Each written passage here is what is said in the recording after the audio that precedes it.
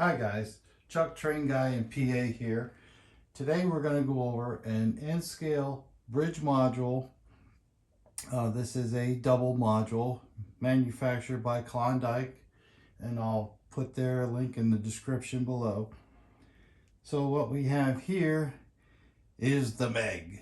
Okay, so we're going to get into this, discuss how I made it, and just give you an overall view of what the project looked like.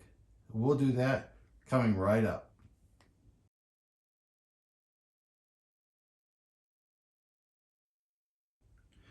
Okay, so what we have here, as I said, an N scale double track module, double module, I should say. They're all double track. So what it is underneath here is a Klondike bridge module, which is a double. Like I said, a single would only be one of these bridges, but the double is as far as this length. So what I did is this is all T-Trak, okay, and a Cato bridge, and it all in one of the pilings here for support, and the rest of it is all techniques and things that I've done. So first of all, let's talk about the water.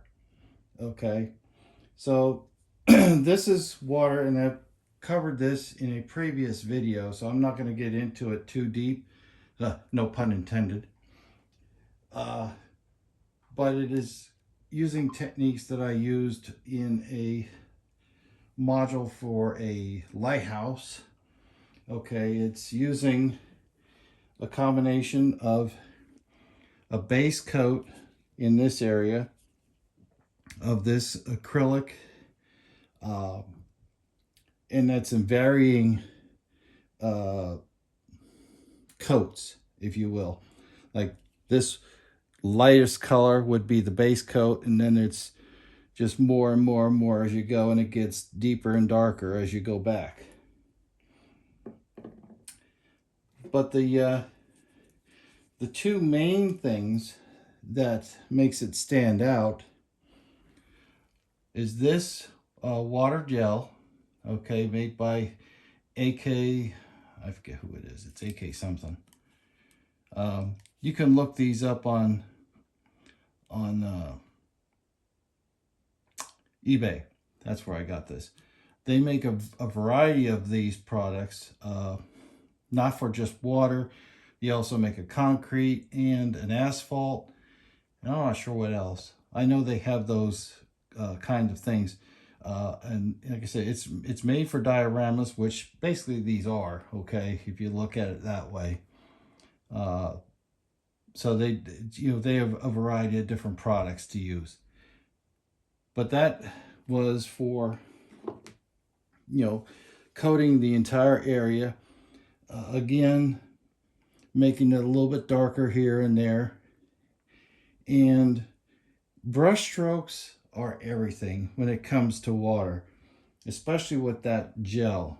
Okay, so I wanted to work the water towards the shore, so I would put the majority of the product back here and then kind of feather it out.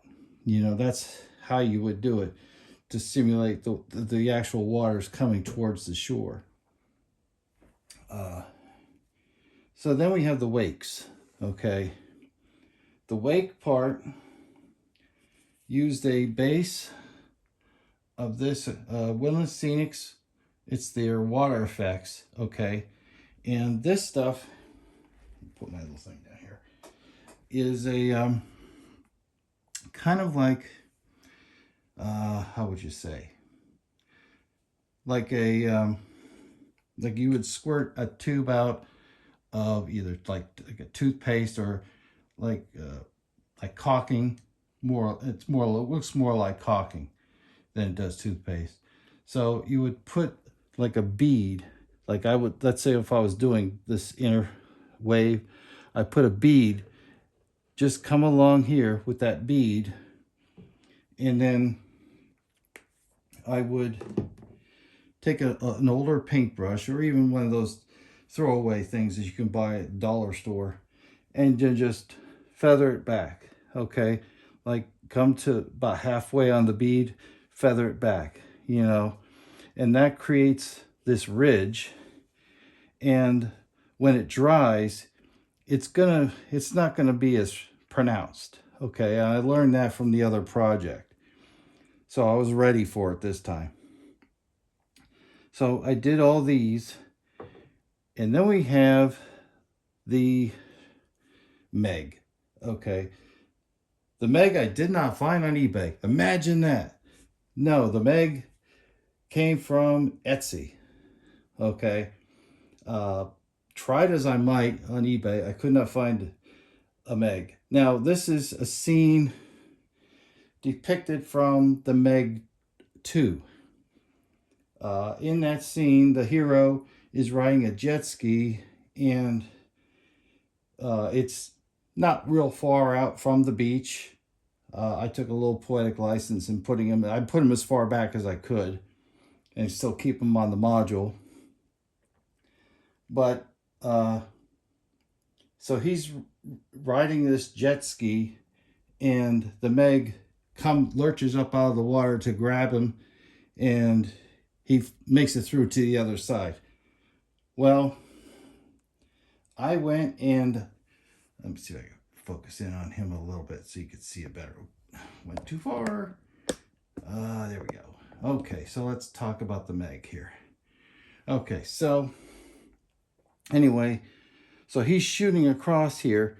Now this Meg came to me, not painted like this at all.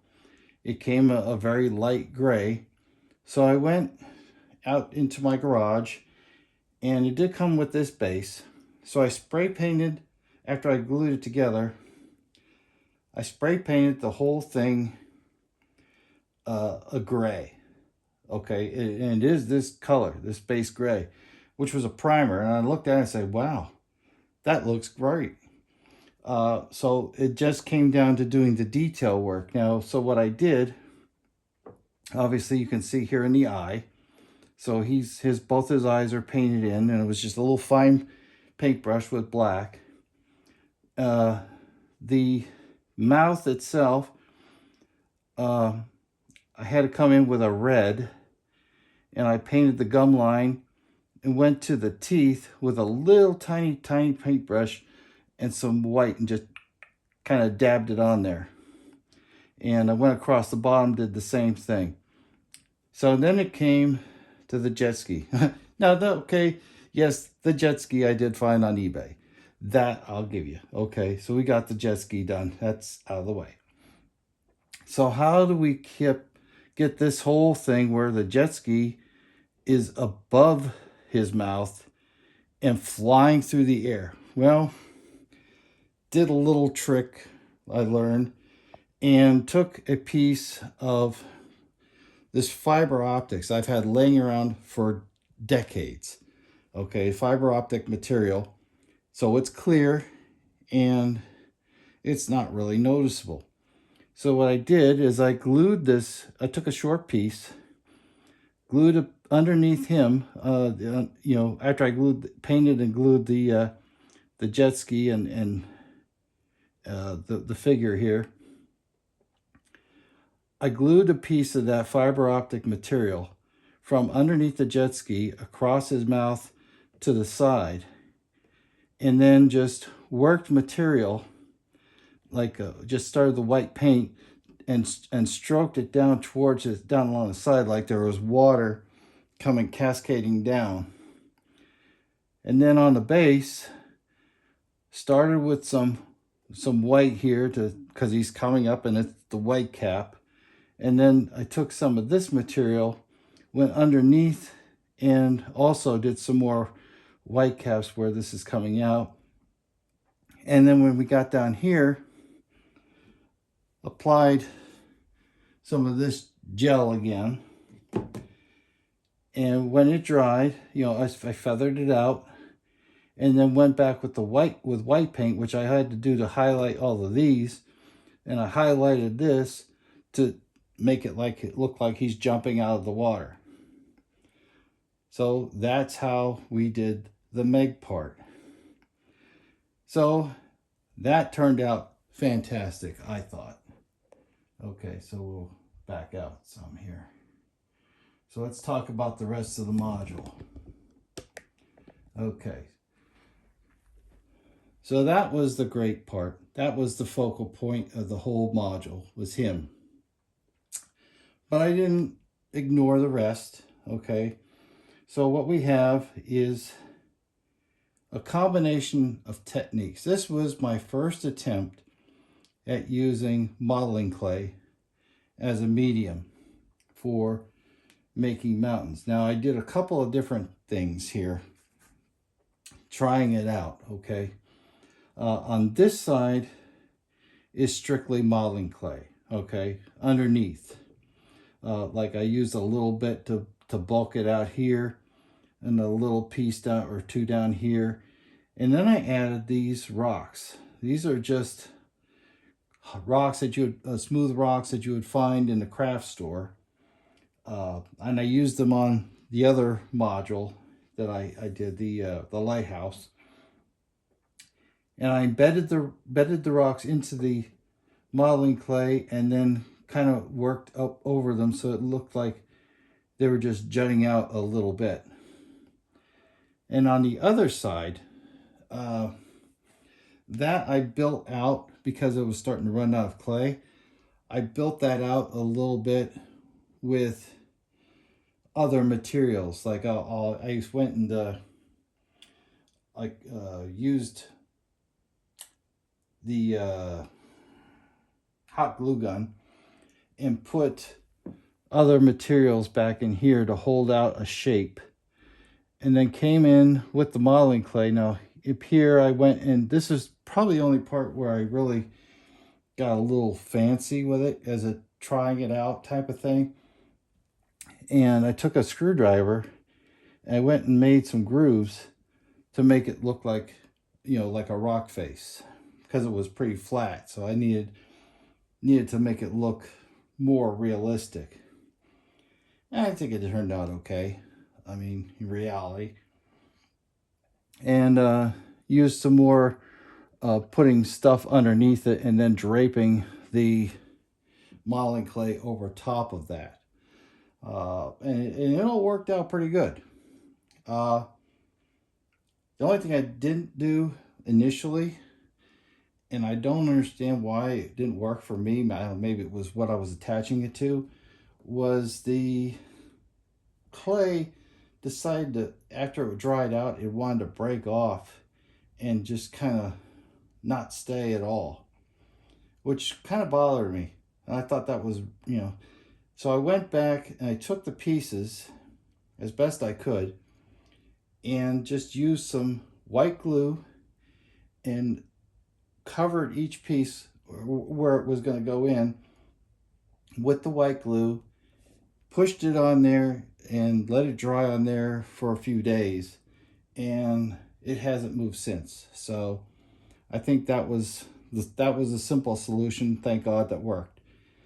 So of course I had cracks, and I still have some cracks that now I have to come back and do something with. But when I got the cracks, I went through first. Let me back up a little bit.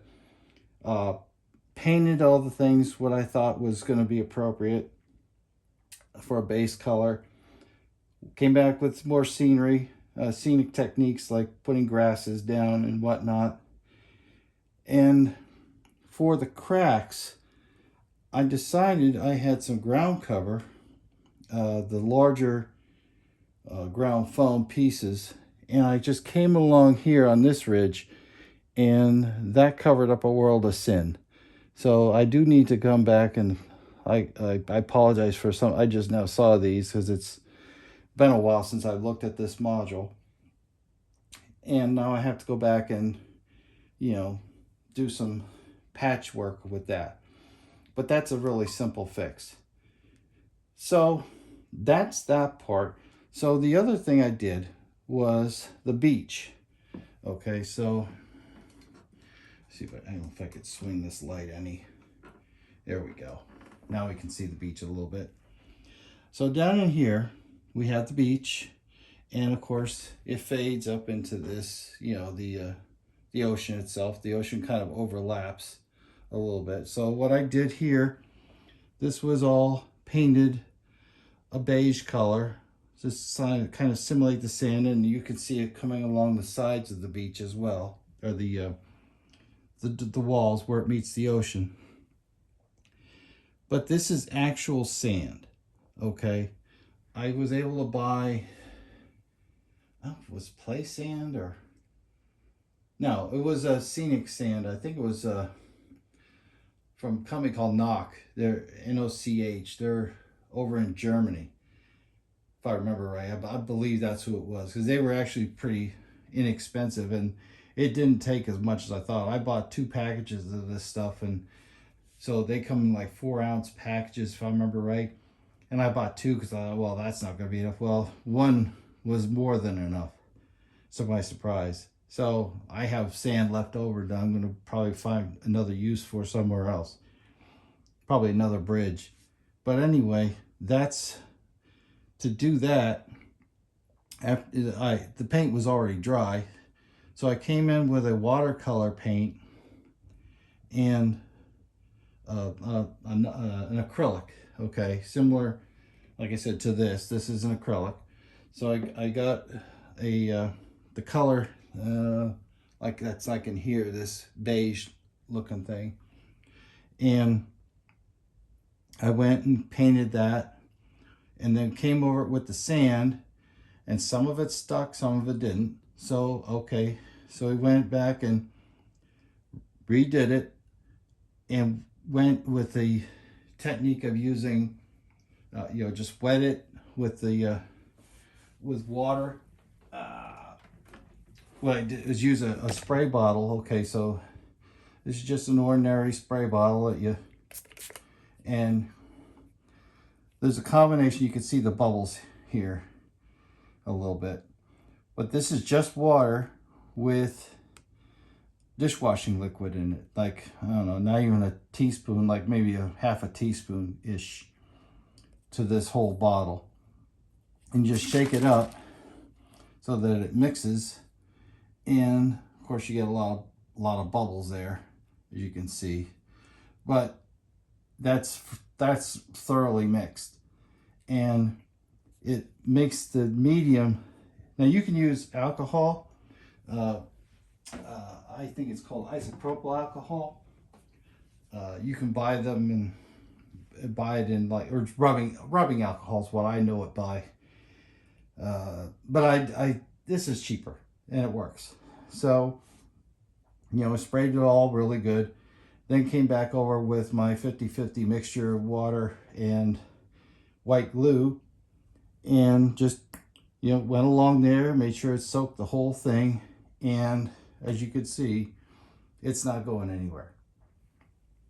And that's the same technique that I use for applying all the scenery material on the hillsides here. So that's about it for the Meg module.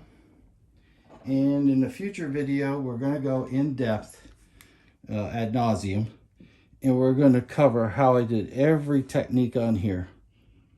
And then we'll show you how to use that. Plus, we're going to start doing things with like scenery and such like that.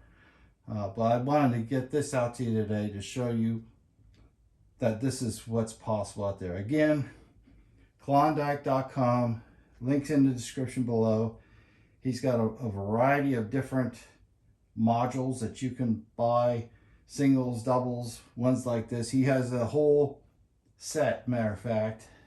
I believe it's under $130, and you can basically build an N Scale layout that you can take with you anywhere, as far as to like a train show or whatever, and integrate all those pieces with their with the show. So give him a look, and thank you for coming and checking me out today. Make sure to like, share, subscribe, and check out this next video. And I'll see you in the next one. Have a great day.